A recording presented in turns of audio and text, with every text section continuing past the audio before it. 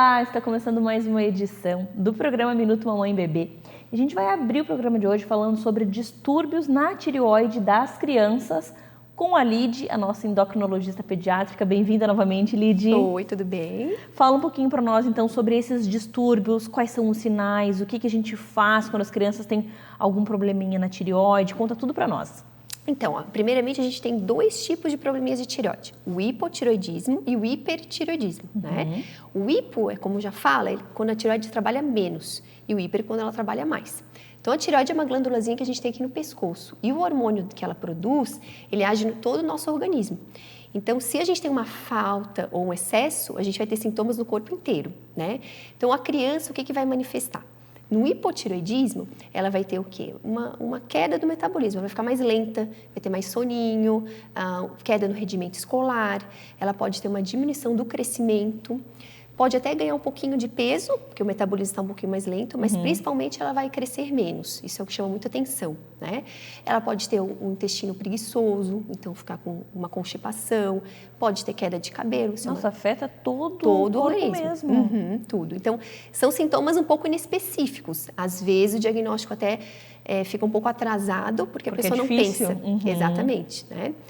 Já o hipertireoidismo tem os sintomas contrários. Então, a criança ela fica mais acelerada. Então, ela pode ter insônia, pode ter palpitação, coração acelerado, ela pode ficar com o olhinho um pouco arregalado, tá? Ter diarreia. Algumas crianças, dependendo da causa, elas podem ter aumento de volume do pescoço, tá? Então, também são sintomas inespecíficos, mas então a gente tem que ficar atenta, né, para procurar ajuda. Outro dia no consultório eu atendi uma criança que estava 4 anos, tá? Desde os 4 anos de idade, ela já tinha 8, tendo sintomas e ninguém pensou no probleminha de tireoide. Olha só. Então, existe problema de tireoide na infância, né? E a gente sempre tem que pensar, tá? Inclusive, o teste do pezinho, uma das doenças que detecta é o hipotireoidismo congênito. Que legal. Porque tem crianças que já nascem com problemas de tireoide. Né? Os hipotireoidismos congênitos são os mais graves, né? Então, uma criança que nasce com distúrbio de tireoide, se ela não for tratada já no comecinho da vida dela, ela pode ter, inclusive, retardo mental. Porque o hormônio da tireoide é importante para o desenvolvimento do cérebro também. Tá? Então, a criança deve ser tratada já nos primeiros 15 dias de vida. Olha só. Por isso, o teste do pezinho ele é feito já do 3º ao 5º dia de vida da criança, para dar tempo desse resultado. Exatamente. Já para ter um diagnóstico e tratamento precoce. Né? A gente fala muito sobre o tratamento precoce, sobre descobrir qualquer doença, qualquer disfunção o quanto antes, justamente para facilitar o tratamento, né, Lid? Sim. E quando a gente fala em diagnóstico, quando a gente fala em tratamento, como que é o tratamento para ambos os problemas de tireoide, tanto o hipo quanto o hiper? Então, o diagnóstico, né? Primeiro, a questão é mais a gente pensar no diagnóstico, porque é feito simplesmente pelo examezinho de sangue que a gente vai dosar os hormônios, né? Então, vai fazer o diagnóstico tanto do hipo quanto do hiper, tá? E o tratamento no hipotireoidismo é simples, é uma reposição hormonal, que é um comprimidinho, tá? Não existe solução, então mesmo para os bebês, a gente dilui o comprimidinho, uma vez ao dia só. Então, uma criança, antigamente, o hipotireoidismo congênito era uma das principais causas de retardo mental do mundo, tá? Quando não tinha o teste do pezinho. Porque a criança que não era tratada precocemente, ela teria o retardo mental depois. E aí, não, se a criança trata já no começo, no primeiro mesinho, ela tem uma vida normal, tá? Então, o tratamento é simples, é muito simples. Obrigada, medicina. O tratamento é bem simples e, na maioria dos casos, é para a vida toda, tá? Essa é uma dúvida muito dos pais, né? O hipotireoidismo congênito, em geral, vai ser tratado a vida toda. Alguns casos podem ser transitórios, né? Então, são exceções. E o hipotireoidismo adquirido, que é aquele que a criança não nasceu com ele e manifestou no decorrer da vidinha dela, na maioria das vezes ele é causado por doenças autoimunes, que são doenças de família. Geralmente também o tratamento vai ser para a vida toda, tá?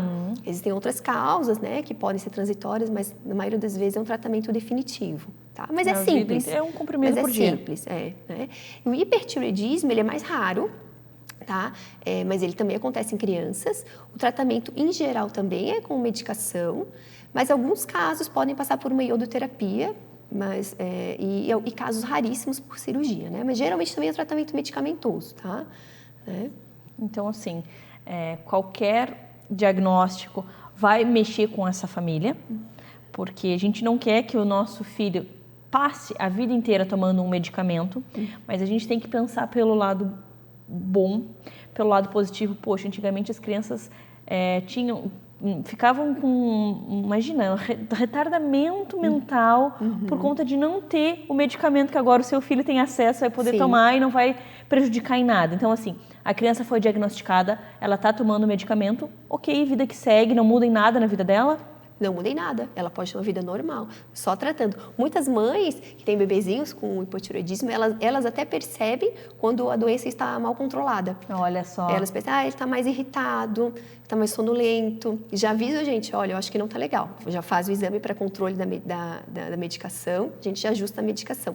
É um tratamento que exige controle. Isso que eu ia te perguntar. Com exames de tempo em tempos, tem que refazer exames para ver como é que está a questão do hormônio ali no corpinho deles. Isso, porque a dose da medicação vai muito pelo peso, né? Então, conforme o bebezinho cresce muito rápido, então, nos primeiros meses é feito o exame seguido, né? Conforme a criança cresce, os exames vão sendo espaçados, mas vai ter que fazer exame laboratorial, né, de controle.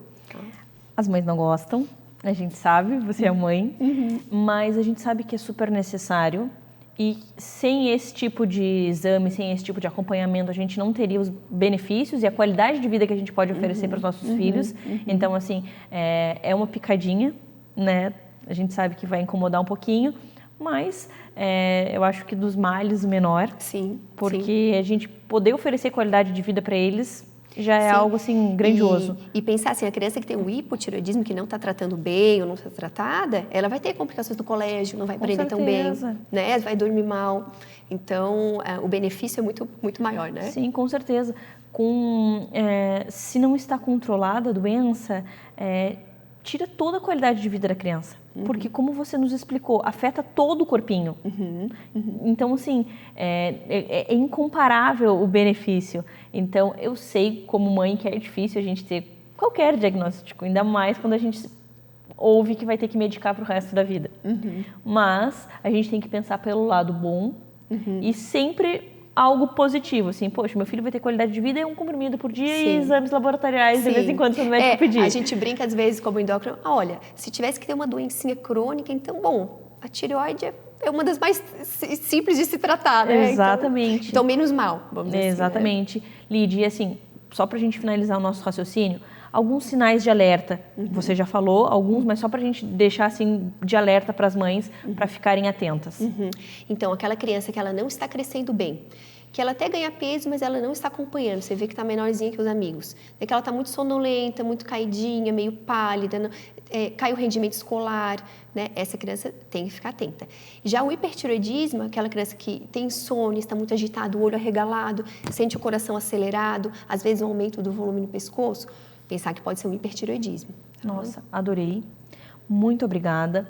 Eu espero que você tenha gostado. A gente deixou dicas, sinais de alerta, mas é claro, qualquer dúvida, qualquer sinalzinho que você encontre no seu filho, leva direto para um profissional, né, Lid? Porque às vezes as pessoas acham, principalmente o segundo filho, porque o irmão teve isso, vou fazer. E isso é muito perigoso, né, Lid? Sim. Automedicar ou demorar para fazer algum tipo de tratamento. Se a mãe tem alguma pulguinha atrás da orelha, tem alguma suspeita, já procura o pediatra. Porque parece que as mães, elas têm um faro, Tem. Mas a gente não pode usar esse faro para automedicar. A gente tem que usar esse faro que a gente nasce, porque a gente quem mais conhece os nossos filhos? Nós, né? Não tem como. Então, mas sobre a doença é o médico. Então, assim, qualquer mudança no filho, leva para o profissional e aí o profissional, junto com a mãe, a guerra tá ganha, né? Isso. E se não descobriu no primeiro, às vezes acontece. Às vezes a mãe vai atrás. Vai procurar. Verdade. Adorei. Muito obrigada. Até o próximo encontro. Até a próxima. Agora a gente vai falar um pouquinho sobre câncer de mama, é claro, com quem entende muito sobre esse assunto, a nossa mastologista, a doutora Joana. Bem-vinda novamente. Obrigada, Mari. O que a gente precisa saber sobre o câncer de mama? Quais são os sinais de alerta? O que a gente precisa fazer para prevenir, para evitar? Conta para nós. Então, agora que estamos chegando pertinho do mês de outubro, né? Quem fala muito no Outubro Rosa. Né? Vamos lá, então. O câncer de mama é um dos cânceres mais incidentes na mulher e é por isso que foi criada essa campanha do Outubro Rosa, que é uma campanha conhecida, difundida mundialmente com a finalidade de conscientizar as mulheres sobre a importância da prevenção e do rastreamento do câncer de mama. Então, nesse cenário, o exame mais importante é a mamografia, que tem indicação anual a partir dos 40 anos para todas as mulheres. Algumas têm indicação antes dos 40 anos, mas são subgrupos específicos que vão ser devidamente orientadas pelo seu médico, né? Mulheres que têm histórico familiar, alto risco para câncer de mama, né? Então, a mamografia, qual que é a importância?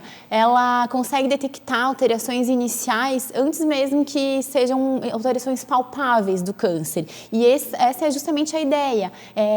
Detectar a doença bem inicial para que o tratamento seja menos agressivo, para que a chance de cura seja muito maior. E isso a gente vê que realmente acontece, os estudos comprovam isso. Quando o câncer é detectado bem no início, a cirurgia é menos agressiva, é uma cirurgia que dá para conservar a mama, muitas vezes a paciente nem precisa ser submetida à quimioterapia. Então, diminui a mortalidade, aumenta a chance de cura e diminui também as comorbidades relacionadas ao tratamento e as comorbidades relacionadas à cirurgia e consequências, efeitos colaterais, enfim.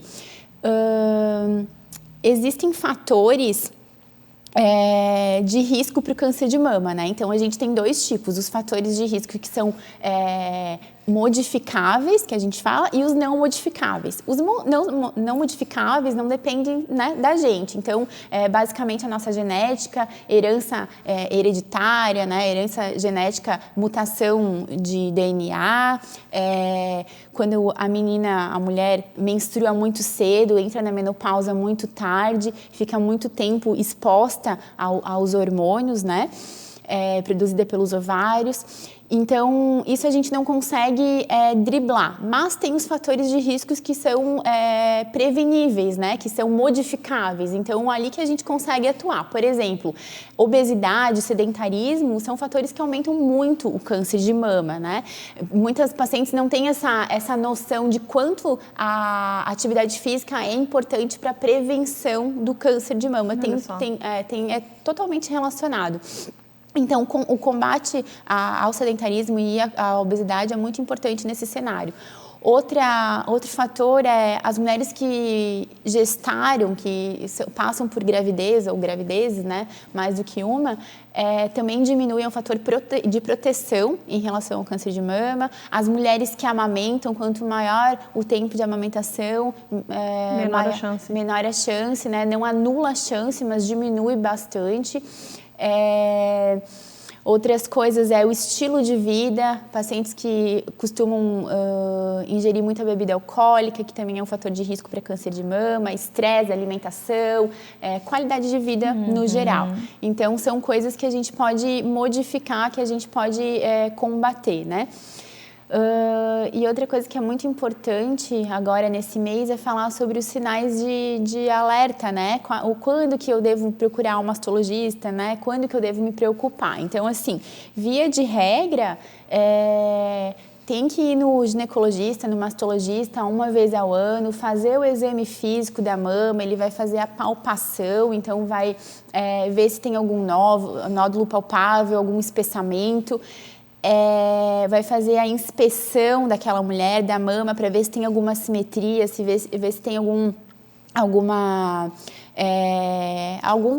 alteração em relação, né, uma com a outra, vai comparar e vai pedir os exames necessários quando for indicado. Não é toda mulher antes dos 40 anos que tem indicação de exame. Por isso que é importante ir uma vez no ginecologista, já tem que coletar o Papa Nicolau, que é o preventivo, né, e já faz toda essa questão de prevenção da mama também. Quando que o autoexame, né, é uma coisa muito falada também, mas é ao mesmo tempo controverso. É um exame que é discutível, mas mesmo assim ele é recomendado. Porque as mulheres têm muito medo de se palpar, assim, eu não vou palpar porque não quero ficar preocupada, não quero achar nada. Exatamente, não vou fazer o exame para não achar nada, mas aí é que tá. A gente tem que conhecer a nossa mama, né? Então, tem que saber o lado que é mais durinho, se isso aqui é normal, não é normal. Então, ela tem que se conhecer. E a partir do momento que verificar alguma coisa diferente disso, um nódulo, um espessamento na pele, vermelhidão, tem o carcinoma inflamatório que se manifesta com aquela pele mais espessada, avermelhada, que a gente chama de casca de laranja, alguma retração da pele ou retração do próprio mamilo. O meu mamilo sempre foi para fora e agora está cada vez mais para dentro, isso também é um sinal de alerta.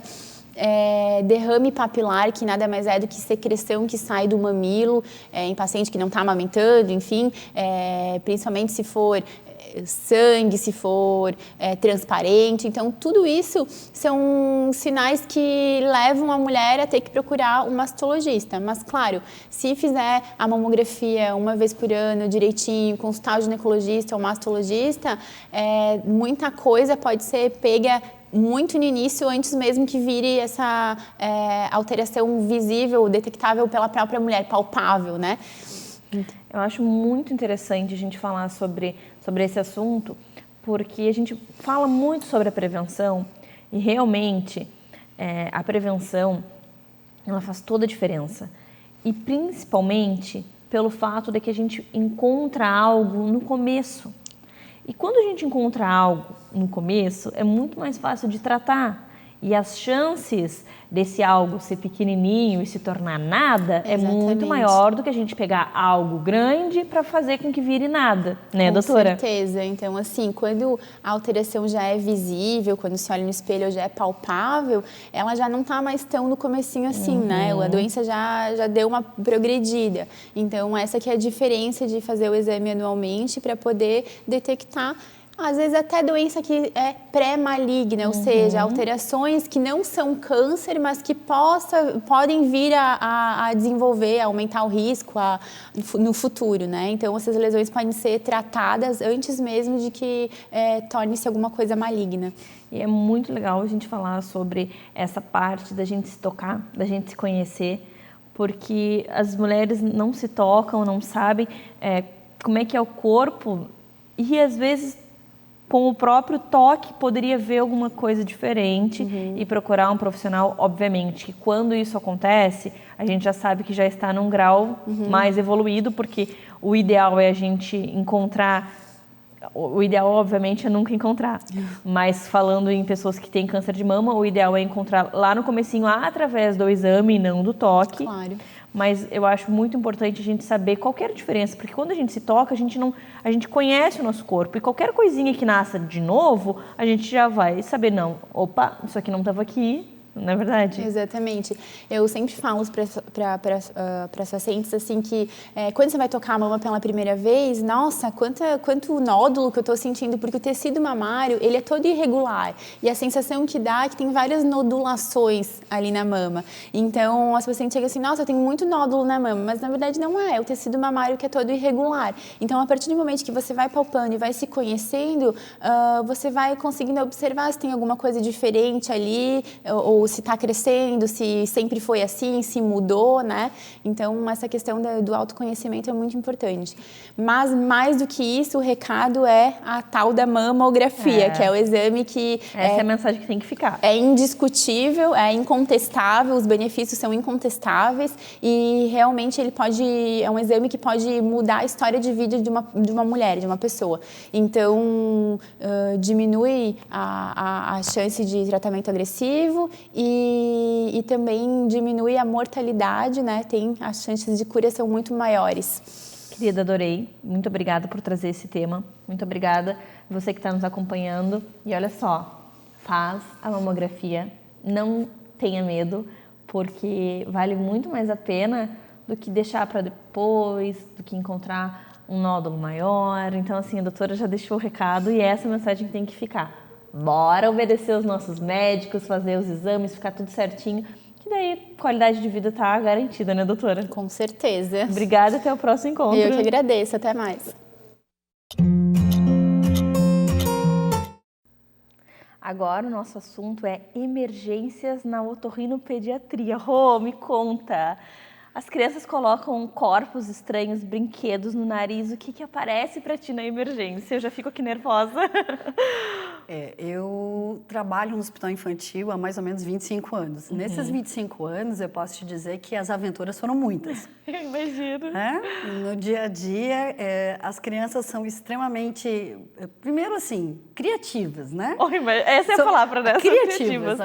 E desde os primeiros momentos, quando elas começam a engatinhar, elas já começam, na verdade, a investigar, a procurar formas e objetos para poder tocar, descobrir ver o que se tem cheiro, se tem sabor. Justamente. E digamos assim, nessa aventura do cheiro e do sabor, muitas vezes um objeto que para elas é novo vai para dentro do nariz, vai para dentro da cavidade oral ou dentro da orelha.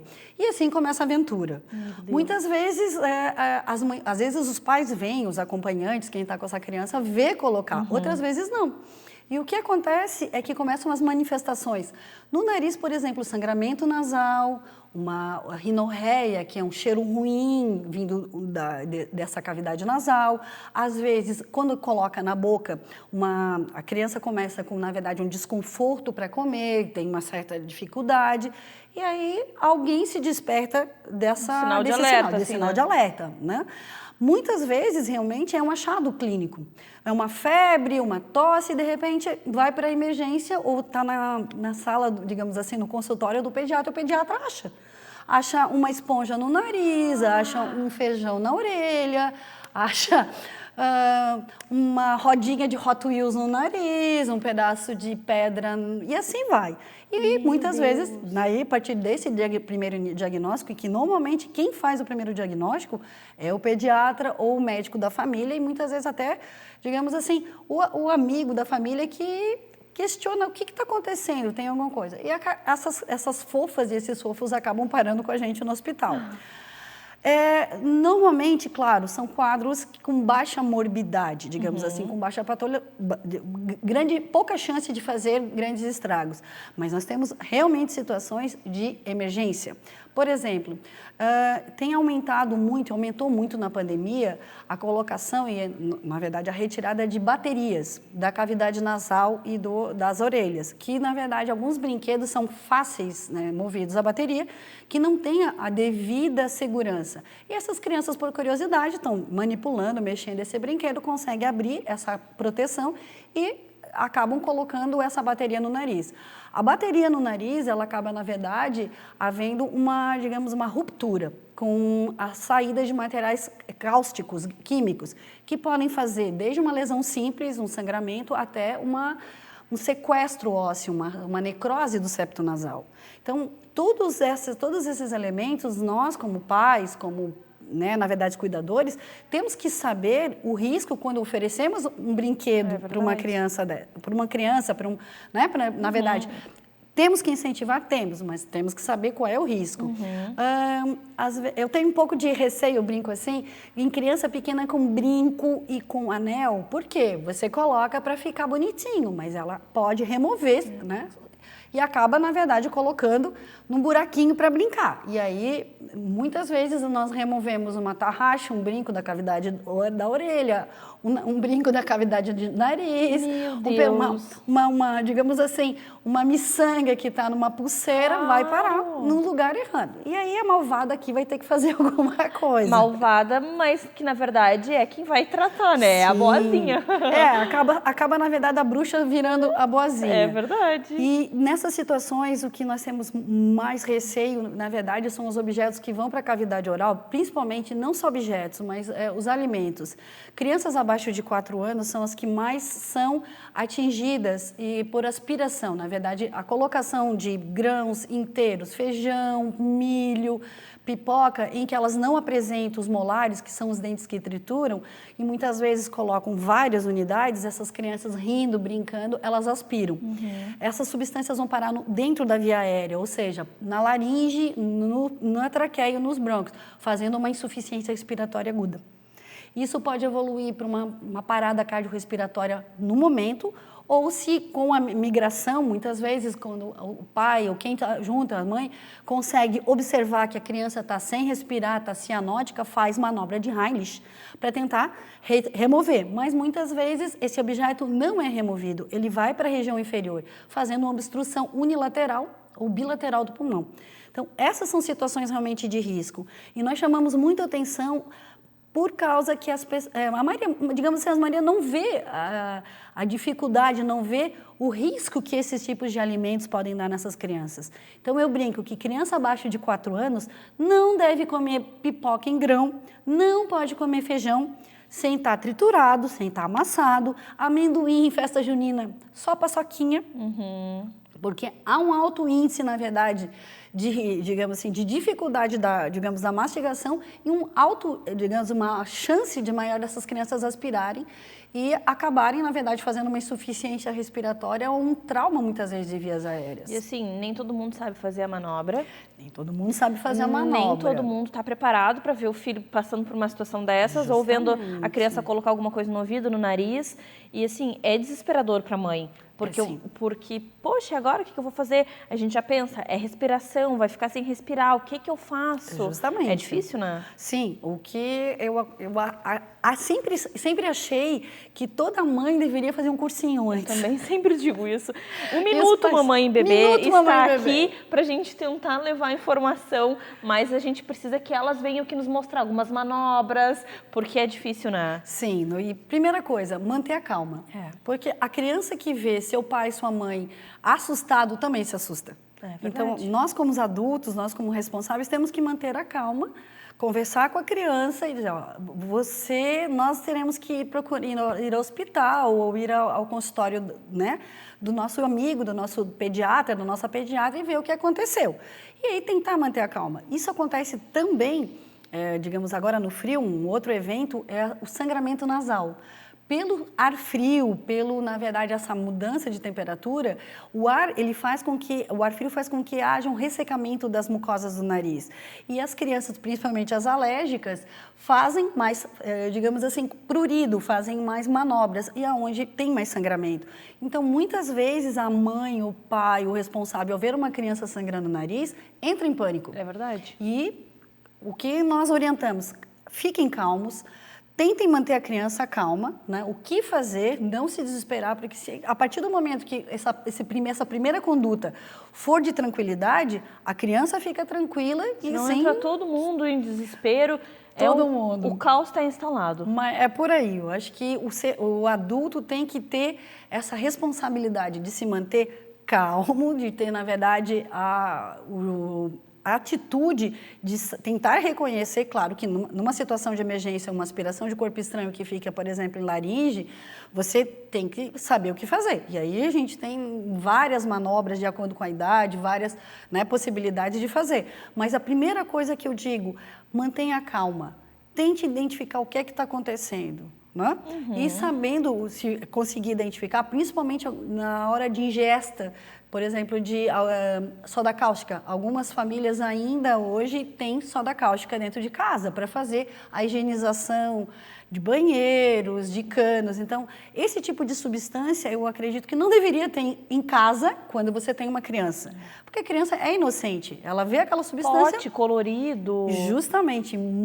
Eu vejo muitos casos que acontecem de ingestão de soda cáustica, por exemplo, foi que os pais, os responsáveis, transportaram essa substância de um recipiente grande para o menor e colocaram num pote de alimento, numa garrafa de suco e a criança, reconhecendo aquilo, acha embaixo de uma pia, dentro de um armário. Que perigo. Isso aí são realmente situações que a gente pode prevenir o acontecimento fazendo a coisa certa, afastando das nossas crianças esse tipo de substância e prevenindo piores alterações, piores patologias, né? Adorei esse bate-papo. Quanta informação boa e principalmente, assim, eu acho que a mensagem que fica é para a gente manter a calma, para a gente saber que precisamos sim de uma ajuda, mas não adianta entrar em colapso, não adianta entrar em pânico. Então a gente tem que ter calma. Depois que tudo estiver resolvido, a gente chora, grita, né, Rô?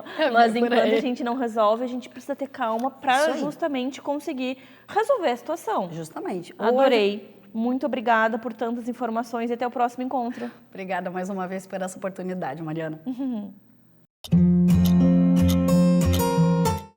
Agora nós vamos falar sobre o ciclo vital da família com a nossa psicóloga, a Lu. Bem-vinda novamente ao nosso programa. Obrigada, Mari. Adorei esse tema que você trouxe e quero saber o que você tem para nos falar sobre esse assunto. Estou aqui super curiosa e louca para aprender. Então, Mari, quando a gente fala em desenvolvimento, a gente sempre imagina, né, o que vem mais rápido à nossa mente é o desenvolvimento infantil, o desenvolvimento individual, humano, né? A gente pensa nas fases de desenvolvimento físico, mental da criança, naqueles saltos de desenvolvimento, né? Mas é muito raro a gente pensar que a família também é um elemento em desenvolvimento. Né? Então, assim como um indivíduo, ou mesmo as estações do ano, né? Como as estações, os ciclos vão mudando, né? De verão para primavera para o verão, outono, inverno, a paisagem vai mudando, vai se adaptando àquele novo clima. Também as famílias passam por essas transições, né? E o ciclo vital é uma teoria, né, da psicologia sistêmica que fala de algumas fases que são esperadas, né, no desenvolvimento de uma família. Então, são 6 fases que eles colocam, né? A primeira fase é do jovem adulto, né? Quando ele começa a pensar em sair de casa, a ter novas responsabilidades, as questões da carreira, da independência financeira. Depois, a fase do casal, né? Então, cada casal traz, né, as tradições de suas famílias e passa pelos desafios de se adaptar àquela nova realidade. Como é difícil. Muito difícil, desafiador. né? É muito desafiador mesmo para o casal. Porque são criações diferentes, manias, gostos, e de uma hora para outra você está convivendo, porque assim, quando você sai da casa dos pais, você já estava 20, 25 anos acostumada naquele grupo, né? Então tu já conhecia as manias do teu pai, as manias da tua mãe, irmãos. Quando tu vai viver com o teu marido, com a tua mulher, enfim, né? Aí você vai ter que se adaptar às novas manias e gostos de uma outra pessoa. E é muito desafiador, né? Você, na verdade, né, o casal vai ter que criar o seu próprio jeito de levar a vida, né? Cada um traz a sua bagagenzinha e daí juntos eles vão ter que ver o que dessas bagagens serve para nós dois como casal. E o que a gente vai ter que o deixar. que a gente vai ter que deixar de lado e que outras coisas a gente vai incluir nessa jogada, né? E esse é um desafio bastante grande para muitos casais, né? Mas é uma fase esperada, né? Então a gente tem essa adaptação, essa transição. Daí quando o casal, né, já passa por isso, logo daí passa para outra fase, né? Que é do casal com filhos pequenos. Quando daí sim o desafio, né? Nossa, se antes era desafiador, agora triplica. Triplica o desafio, Mas né? essas fases, é que nem videogame, né? Vai passando de fase e vai ficando mais difícil. Exatamente, né? São desafios diferentes, né? Mas o que acontece? Essa é uma das fases que é bastante emblemática, né? Que tem muitas transformações, porque o que acontece, né? Vem uma terceira pessoa, né? Para compor aquele ciclo familiar, depois dos outros filhos pequenos também, né? Conforme vão surgindo. Então tem toda uma mudança muito grande para a mulher, especialmente, né? Física, mentalmente, para o marido, para o pai. Então tem todo esse preparo e essa adaptação para receber um bebê, para se tornar, né, exercer essa nova função de pais. Então já tem muitos desafios grandes por aí. Verdade. Então depois disso, né, conforme as crianças vão crescendo, você se torna uma família com adolescentes. Nossa, né? Filhos adolescentes. Vai aumentando o grau de dificuldade, eu tô sentindo isso. Sim, né? Então daí o adolescente, né, já começa a questionar, né, as tradições familiares, as regras, começa a sair para o mundo, então tem esse desafio, né, de entregar o filho para o mundo. Eu vou precisar fazer um acompanhamento contigo para essa Então, fase. menina, eu estou vivendo as duas fases, né? Com filho pequeno e com filho adolescente. Meu Deus. Então, a gente pode até viver, né, ciclos, essas fases, essas etapas Ter várias ao mesmo- concomitantemente, que né? legal. Então, com adolescentes acaba tendo essa dificuldade, né, de diálogo, de conseguir saber o limite entre deixar, né, o adolescente tentar coisas novas, com as amizades, tem muito medo, né, com a questão de uso de drogas, com a sexualidade. Muito.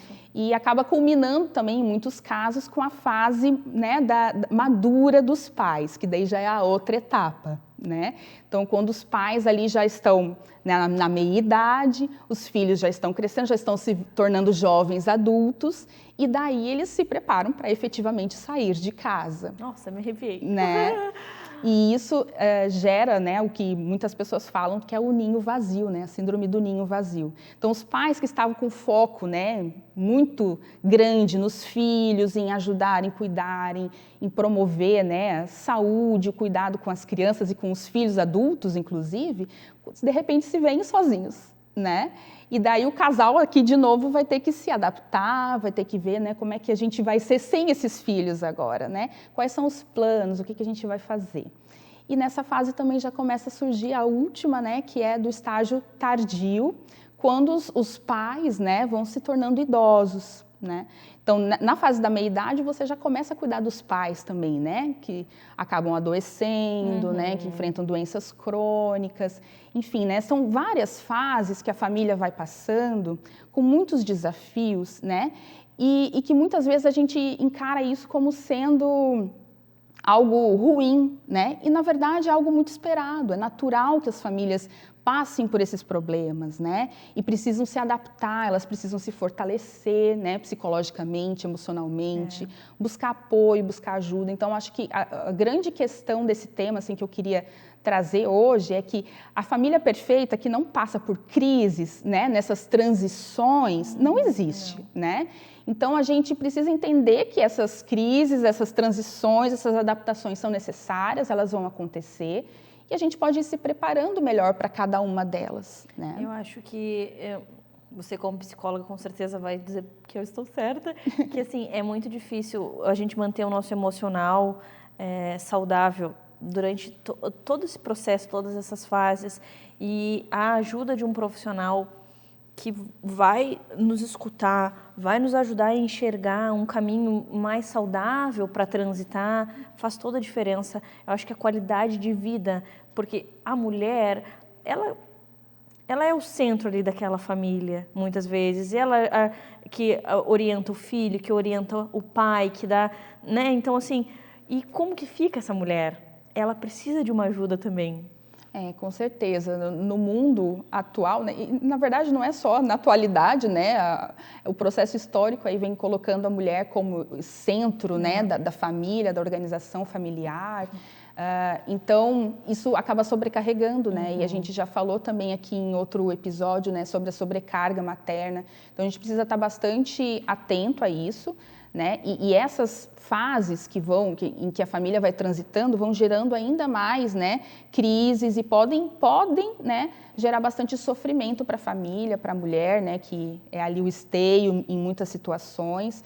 Então, a busca por ajuda profissional é muito importante. Então, se, né, vocês estão sentindo dificuldade, sofrendo, né, na transição de um desses ciclos para o próximo, Ou em todos. ou mesmo, né, ou em todos, ou mesmo com mudanças que não são esperadas, né, porque esses ciclos, essas transições são esperadas. Sim. Mas existem muitas transições que são inesperadas, né, como uma pandemia que a gente está vivendo hoje, um acidente, uma morte precoce. Então, as famílias também passam por ciclos e fases, né, de situações que não são esperadas. Então, se tiver muito difícil, né, e o sofrimento estiver grande, os relacionamentos estiverem desgastados, é muito importante, então, a ajuda profissional. E os psicólogos, nós estamos aqui justamente para ajudar, né, essas famílias nesse processo. Eu acredito que faz toda a diferença, porque eu falo em todas as fases, porque assim, você passou dificuldade numa, sozinha, passou para outra fase com dificuldade sozinho de novo. Mas você está vivendo, você está sendo um guerreiro, está numa guerra, você tem que ter qualidade de vida, tem que estar feliz nas passagens de cada ciclo. Aquele ciclo que ficou, ele tem que te deixar boas lembranças. Então, se já foi um difícil, vamos tentar no próximo ciclo pedir ajuda, ver como é que pode ser mais fácil, mais gostoso, mais tranquilo, né, Lu? Isso. A gente acaba vivendo, né, de certa forma, um luto, né, do que foi, do que deixou de ser, né? A gente sente saudades, a gente sente esse luto. E esse luto é importante da gente vivenciar, né, para poder, de uma forma saudável, avançar para o próximo ciclo, para a próxima fase. Então, a gente precisa realmente ter cuidado, atenção, entender que a família passa por essas fases, buscar se preparar para isso e avaliar se, né, um membro da família não está se sentindo sobrecarregado ali nas tarefas e nas atividades, né, e em toda essa carga mental e emocional que é exigida nessas transições. Que tema maravilhoso! Como eu aprendi, como eu fiquei assim fascinada por compreender, porque na verdade a gente sabe que tem fases, mas assim saber direitinho, né, certinho que tem um nome para cada fase. Achei sensacional, obrigada por me ensinar tanto. Espero que você também tenha gostado, que você tenha aprendido, e se precisar de ajuda em alguma dessas fases ou em todas, busque ajuda, vai ser muito mais saudável para você. Obrigada, querida, até o próximo encontro. Obrigada, até mais. Agora a gente vai falar um pouquinho sobre o uso de telas com a nossa pediatra Paty. Bem-vinda novamente ao nosso programa. Obrigada, Mari. Obrigada pelo convite. Fico muito feliz de estar aqui. Paty, a gente sabe que não é recomendado o uso de telas para crianças menores de 2 anos, mas a gente sabe também que é inevitável. E depois dos 2 anos também tem um tempo limite, mas é muito difícil seguir esse tempo. Então, hoje, você trouxe dicas de como usar essas telas, é isso? Isso. Então, divida conosco. Tá bom. Primeiro, o uso de telas, existem 3 tipos de uso de tela, né? O tempo que a gente fala passivo, que é aquela tela em que nós ou as crianças ficam passivamente em frente. Ou assistir um vídeo na televisão, assistir um vídeo no YouTube, coisas assim. Esse é um tempo que a gente não interage com a tela e não tem muito ganho, né? Esse para as crianças e até para nós mesmos é o mais prejudicial. Depois a gente tem o tempo ativo. O que é isso? É um tempo que a gente utiliza a tela e age com ela. Tipo videogames, jogos interativos. É um tempo que a gente pode ter algum ganho, nós adultos, assim como as crianças, mas ele também tem um caráter viciante. Então a gente tem que prestar um pouco de atenção em que tipo de tela que a gente está oferecendo, né? O terceiro tipo de tela, que seria o tempo funcional, que é isso, é o tempo que a gente tinha utilizado muito nessa pandemia, né? Ele simula o contato social, então, é aquela tela que a gente usa quando está fazendo alguma atividade escolar, quando está conversando com a família. Então, esse, entre os 3 tipos, é o menos prejudicial para a criança, né? E hoje, claro, menores de 2 anos, a gente sabe quanto menos tempo estiver em frente da tela, realmente é melhor, né? Ou a partir dos 18 meses, assim, quando a família realmente tem uma necessidade maior, ou um irmãozinho que às vezes fica mais na tela e a criança acaba querendo imitar, a criança vive muito de imitação, né? Verdade. E aí a gente fica um pouco sem... O que fazer? O que eu faço, né? Exato. E aí o que a gente vai usar? Sempre optar por jogos, alguma coisa interativa, que a criança possa fazer um quebra-cabeça, coisas que tem não tanta luz, não tanto barulho, né? Para essa criança poder ter uma interação mais tranquila com a tela, tirar algo proveitoso disso, né? Tem alguma diferença, por exemplo, a criança estar assistindo televisão está mais longe, dela estar com o telefone está mais perto. Ah, Existe sim. o que é melhor, o que é pior, o que agride mais o olhinho? Com certeza, se estiver mais perto e dependendo do tipo da luz, também vai ter uma agressão maior. Então, manter uma distância é mais saudável. Às vezes a gente vê a principalmente- criança tá assim, né? Isso. E além do olho é todo o corpo, porque ela tá de qualquer jeito no sofá, na cama, olhando de qualquer, né? Isso, e aí vem a função dos pais, porque a tela, no geral, celular, TV, videogame, ela sempre tem que ser supervisionada. E não só o que a criança vai assistir, mas como, né? Então, o posicionamento, a distância, quanto tempo, né? Isso é muito, muito importante. Então, os pais têm que estar presentes nisso. É verdade. E assim, quando a gente pensa em, a criança vai assistir um desenho na televisão, existem desenhos educativos, existem desenhos interativos que perguntam para a criança, que questionam, vou para a direita ou vou para a esquerda? Qual é a árvore maior? Daí eu acho que também existe uma interação, faz a criança responder. Acho que também desenhos com muita música, muita violência e super-herói, daqui a pouco deixa a criança mais agitada, a criança quer reproduzir aquilo, e as falas da criança ficam, né? Exatamente, vão imitar o que ela está vendo. Então, isso, claro, são exemplos do que a gente não faz. E o primeiro que você falou, que interage, mostra cor, mostra número, são... Às vezes, palavras em inglês. Isso, são programas que são menos danosos, né? E aí, sempre o importante, então, tem o tempo, né? Que a gente já falou, menores de 2 anos, quanto menos, melhor, né? Entre 2 e 5 anos, até uma hora. Acima de 6 anos, 1, 2 horas, até 11 anos. E depois de 2 a 3. E nesse tempo, preferir justamente esses programas, que tem uma interação. E sempre conversar com a criança. Olha, tentar algumas medidas como... Você vai ter o seu tempo de tela se as suas atividades estiverem feitas. Aí a gente vai lá e vai ter esse tempinho.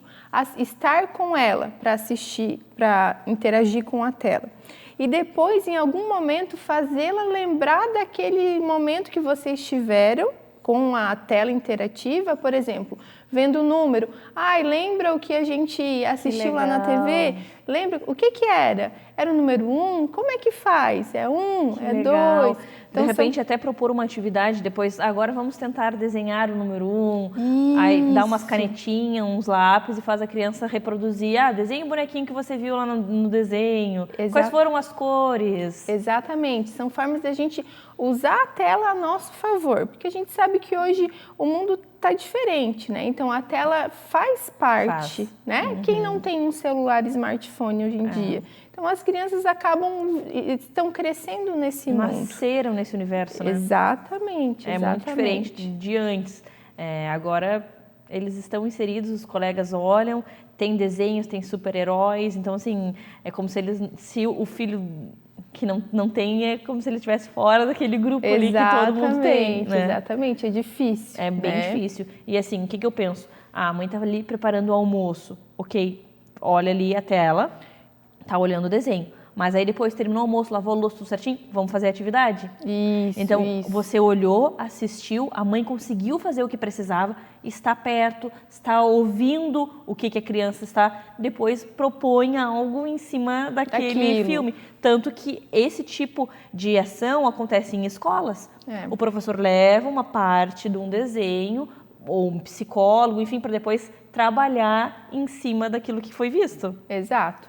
É uma forma menos prejudicial da gente usar. Mas sempre pensar, alguns pontos que a gente tem que frisar. Nunca usar tela no horário de refeição. O horário de refeição é um horário sagrado. Todo mundo precisa estar junto, a gente tem que estar prestando atenção no que está comendo, né? Então, tela nesse momento, nunca. Antes de dormir, nunca também, porque a gente sabe que prejudica muito o horário do sono. 2 horas antes, nada de tela. Tanto para adulto, na verdade, né? É verdade, quanto para criança. Não existe uma teclinha do desliga. Eu tava aqui olhando desenho, olhando vídeo e pum, agora durmo. Não é assim, tem que ir assim. Trazendo esse sono, relaxando, e tela não vai fazer isso, né, Paty? Não, muito pelo contrário. O sono vai ficar muito mais ativo, não vai ser um sono que descansa, que, né, restaurador. Então, é muito, muito importante tela zero antes da soneca, né, antes de dormir. Principalmente para os pequenos, que a grande maioria já tem uma certa dificuldade de sono. Então, quando a gente fala de higiene de sono, esse é o principal ponto que a gente fala, verdade. né? Outras, sempre então o uso de tela tem que ser supervisionado. Até, assim, uma estratégia que eu gosto de falar, com quantos anos você deixa o seu filho sair de casa na rua sozinho? A partir de quantos anos? Esse é o momento que a tela, que a rede social vai ser um momento que você pode se sentir mais seguro em deixá-lo sozinho Que legal também. essa comparação, Né? Porque imagina, a internet hoje em dia é uma ferramenta que você vê o mundo todo lá. Verdade. Então ela é tão perigosa quanto, ou até mais, talvez, verdade. do que você deixar o seu filho andando sozinho na rua, independente do horário, né? Então sempre pensar nisso. Usar algumas ferramentas, por exemplo, o YouTube. O YouTube é maravilhoso, mas ao mesmo tempo ele é livre, né? Você assiste uma coisa, ele vai aparecendo outra e assim vai. E a né? criança tá ali, apareceu a sugestão de um outro vídeo, pum, clico. E aí, poxa, mas eu te deixei olhando a galinha pintadinha e agora você tá olhando, né? Exato. Então, colocar alguns filtros, criar um canal da família e colocar alguns filtros. Se inscrever nos canais que você acha interessante e que você acha que a criança pode assistir sem ser prejudicial. Então, o próprio YouTube vai te canalizar para coisas semelhantes àquilo. Então, é uma ferramenta que vai auxiliando você, Com né? certeza. E a família. E, bom, Eu acho que com essas dicas a gente já tá bem mais seguro, né, Paty? eu acho que ajuda um pouquinho. Porque daí a gente entende o que pode ser feito, estratégias para fazer com que esse tempo seja depois lembrado para fazer uma atividade, segurança. Então aí você citou vários pontinhos que ajudam, porque como você disse, como eu falei, é inevitável, mas a gente então tem que ver como que a gente vai apresentar. Isso. E eu adorei essas dicas. Eu espero que você tenha gostado também. Vamos fazer um filtro lá no canal no YouTube. Vamos estar de olho, porque realmente a gente não sabe o que pode aparecer ali no YouTube, enfim. E evitar, depois que assistir, tentar fazer uma atividade. Eu adorei essas dicas. Paty, muito obrigada. Até o próximo encontro. Obrigada, até!